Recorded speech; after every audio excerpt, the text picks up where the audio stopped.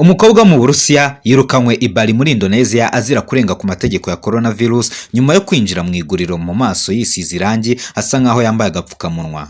Leia se w'imyaka 26 n'umukunzi we Josh Palin bose basize irangi aho agapfukamunwa gaca ku buryo kuvumbura ko batambaye agapfukamunwa byari bigoye cyane, bakaba bavumbuwe n'ucunga umutekano muri iryo guriro.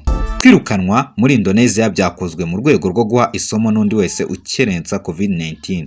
Guverineri wa Bali Wayan Koster yagize ati iki gikorwa cyafashwe kugira ngo kibe isomo umuntu wese uzasura Indonesia agomba kubahiriza amategeko yayo.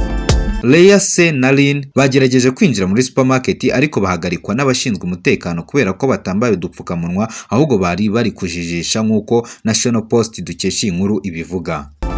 Umuyobozi ushinzwe abinjira n'abasohoka muri Bali ariwe Jamalul Manihuluk yatangaje ko batirukanwe bose ahubwo hirukanwe umukobwa gusa. Umusore Lin ntabwo yigeze yirukanwa nubwo yagize uruhare muri ibyo bikorwa byo kujijisha uko yambaye udupfukamunwa.